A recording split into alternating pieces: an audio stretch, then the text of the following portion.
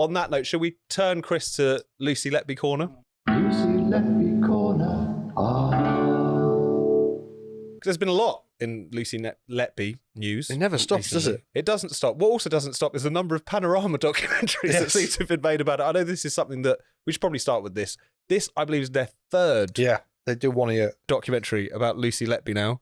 They've really got the bit between their teeth where this is concerned. You reviewed it for The Spectator, talking about some of the evidence that has been presented as well as some of the other documentaries which have been circulating. Every time one of these things come out, it's obviously taken as great vindication by all of the usual suspects.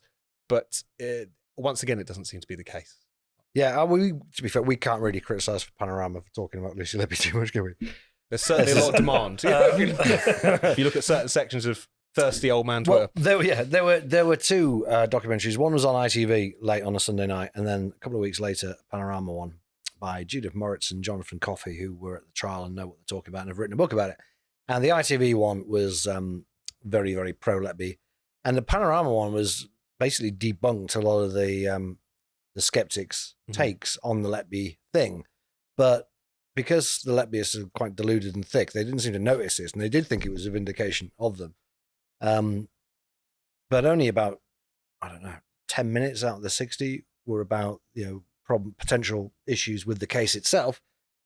And the rest of it was just, let's have this guy on who's claiming that these insulin readings were, perfectly normal, what have you. There's no point, let's not get too stuck in the weeds with this, although it's getting difficult not to get stuck in the weeds because it is getting into quite detailed scientific stuff now. But the long and short of it is both of the documentaries, both on the ITV one, the BBC one, kind of focused on the insulin poisonings and Baby O. Baby O was the one who had these pretty severe liver injuries. And I think they're focusing on those because those are the three cases, the three charges which Letby was found unanimously guilty. The only ones she was unanimously guilty. The rest she was it was majority verdicts. And so I guess the skeptics feel they need to take those on with particular vigor because clearly the jury felt they were the strongest charges. And there's a whole lot of stuff going back and forth on insulin, but the Panorama people got this guy who's written a chapter about this in the independent expert panel's report, and he did not stand up to questioning very well at all. So you wonder how these people are going to be if they ever go to court and get cross-examined by a proper silk. And they also had Nina Modi on there, who's kind of neonatologist bigwig in Britain, who is involved in this appeal for Letby. And that was quite an interesting interview with her because all these guys, you see, they've come up with alternative explanations for all the collapses and all the deaths. And people who've looked at what they've said say, well, this was already brought up in court and it was shown not to be true because they had this test or they had this expert or whatever. And that seems to be the case with Baby O. So the explanation that this panel have for Baby O's liver injuries is that he just suffered them during childbirth. Well, Baby O's mother had a lot of complaints about the Countess of Chester Hospital, as you would expect when she gave evidence to the Thurl inquiry, but she didn't have any complaints about the childbirth. And there's no evidence whatsoever there was any problem with this childbirth, which was a planned cesarean section. And so they put this to Nina Modi and said, well, you're saying it's childbirth injury, but there's no evidence for that. And in fact, if you look at the hemoglobin levels, kind of thing, there's a lot of evidence that the childbirth was absolutely fine. The liver was fine, right up until kind of 11th hour.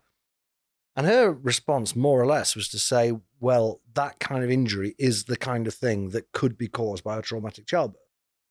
Rather than we've looked at the evidence and we think it's that, it's more we're just looking for anything that could explain this particular injury or collapse or death, kind of absent of the evidence of it. Do you know what I mean? It's almost like they're starting from the conclusion and working backwards. Well, yeah, trying to find their conclusion. Once they found something that vaguely fits, they go, well, it must be that. And let's not worry about what actually, whatever was actually shown in court or what the evidence actually is. So I think, bottom line, as usual, Tom, is she's not going anywhere. Mm-hmm. And in your piece, you mentioned that in a way, this is a kind of tale of two press conferences, which underlines the extent to which there is an element of the Letbyist wing of this debate, which is that they've purely on the basis of instinct, they think she's not guilty, and whatever explanation fits that is fine. Because really, it seems to oscillate between these children weren't killed at all, or they were killed by someone other than Letby, and it's kind of summed up by those 2 press conferences you were making this point. Do you want to tell them? Yeah, a well, bit the more first about press conference, which was on the mainstream news all over the world, I think, a guy called Richard Taylor, who's a neonatologist, British neonatologist, living in Canada, working in Canada, he was reading out a report written by 2 other people for some reason, and he announced with great confidence that Dr. Stephen Breary, although he didn't name him, Dr. Stephen Breary had inserted a needle into Baby O's liver accidentally, and that's what killed him. And he then went into this monologue about how he wouldn't be able to sleep at night if he'd done this to someone, and some innocent nurse was in prison.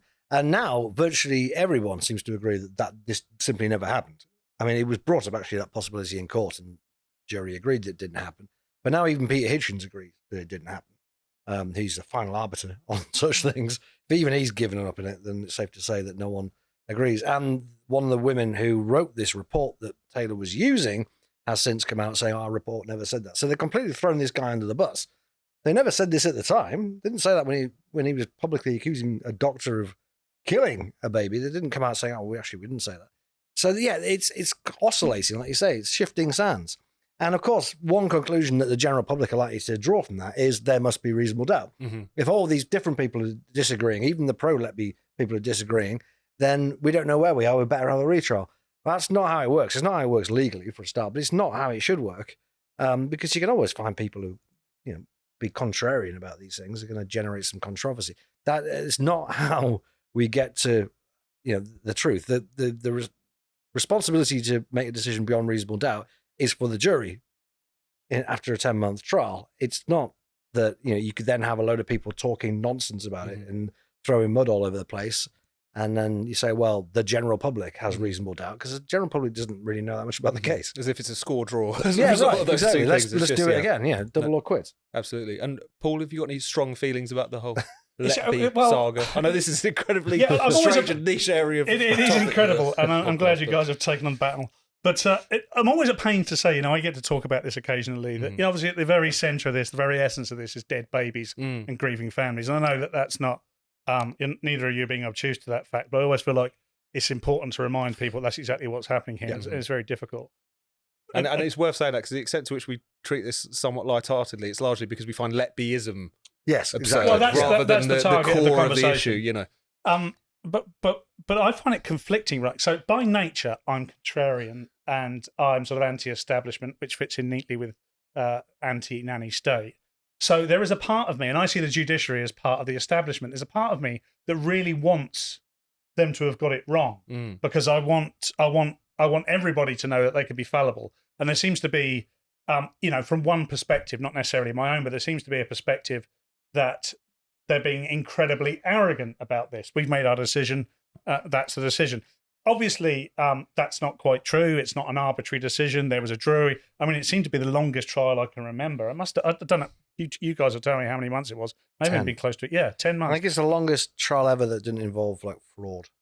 Right. Okay. So there is so much uncertainty to this, right? And I'm talking about someone who purely only looks at it from a surface level, on X or sensational tabloid journalism, right? So I'm not someone who's ever got down in the weeds on this. And the fact there is so much sort of what appears to be contradiction and uncertainty around this always leaves the door open to the fact that they might have got it wrong. Mm-hmm. So I always had that in mind. Of course, they might well have done. And I am a huge fan of Spike, particularly this podcast. And it's obviously a privilege to be on here. But the first time you guys started talking about this, I was like, oh yeah, there's a whole other group of people out there that genuinely just rely on the facts, and those facts are very difficult to dispute. And the type of people that have been arguing the facts aren't stupid people. These are intellectual people, politicians. I mean, some people might argue that politicians aren't intellectual people, but largely the people involved aren't stupid people, which adds credence to the fact that they could have got this wrong. Mm-hmm. So I'm conflicted on this because I have not allowed myself to get down into the weeds. I definitely don't want to. I don't really want part of it. Lucy Letby looked the other side of this, of course, and I should point out, I don't fancy Lucy Letby. That's an important I'm in the clarification in this demographic. debate. Yeah. I'm in the demographic. At no You have point to declare your interest very early in this. In this area, you know, I'm sure she's fanciable, but I've only seen her arrest videos, and there was nothing about her arrest videos that did it for me. You like kicking people when they're down, don't you? No, I'm sorry. But, sorry, Lucy, who no doubt is watching this. And, you know, I could change my mind. But we'll see. Let's see. Because in a way, everyone's entry point to this debate is not necessarily whether or not they fancy her, although that's true in quite a large amount of cases, I dare say. But she doesn't look the type, I think, is basically that was the point I was pattern out so much of this. That's the point. Which, incidentally, I'm entirely in the opposite camp. I think it makes perfect sense. There was all this kind of discussion about she looks incredibly, she's so normal, this young woman likes cocktails and salsa dancing, goes to Ibiza. She always struck me as like someone who's pretending to be too normal. a normal person. Yeah. Meanwhile, then they raid a house and it's full of teddy bears and notes which talking about "I'm evil, I did this." It makes that, not that that's the extent of why I believe she is guilty, but that was my jump off point. So I kind of it's like a kind of Rorschach test. This particular case, but it opens the door to a whole bunch of other distractions, doesn't it? When we look at her and say she's, you know, typically European or British and white, blonde hair. It then says, you know, opens up the door to any grifter online who wants to say, well, if she'd been brown and didn't look this way, then we'd all be thinking differently. I don't know if that's true or not true. I mean, it fits a narrative. For me, all people that kill babies are evil. I don't care how they look, whether they're attractive or not. I don't all of a sudden become attracted to them. But actually, that'd be much worse, wouldn't it? If I said, actually, now I think about it, because she's a baby killer, that has made her much more attractive to me. That's not the case at all. I'd like to add, but I don't know. I mean, it was a 10-month trial. And by the way, the trial being 10 months is one thing. I remember this story being around for what seemed like, I don't know, 5, 6, 7 years maybe before it went to court. Was it two or three, I think. Okay, maybe I'm over. Quite a long time, but it was a very long time between, you know, somebody being identified and it going to court and then a conviction. And this, again, this is where I find this whole paradox for myself, being sort of a contrarian anti-establishment. That's exactly why they wouldn't want the conviction to be overturned. That, again, doesn't make her not guilty. We'd have to see a massive piece of evidence, I think, in order for it to go back to trial. And simply it hasn't arisen yet. Exactly. Correct. Chris, before we move on to our final couple of questions, is there any more Letby-related news or fake news that you'd like to debunk? It never stops. There's too much of it. I mean, the only other thing to say about the Panorama show is that Peter Hitchens and friends were getting very excited about a minor correction that the BBC put out in relation to the Panorama show, because the show ended with them basically kind of preparing the public for more charges, which were very likely to be brought, by saying that when Letby was at women's Liverpool Women's Hospital, the nasogastric tubes came out 40 times the rate that you would normally expect. But some people complained to the BBC, and this was reduced to 36. That was a big win for Hitchens.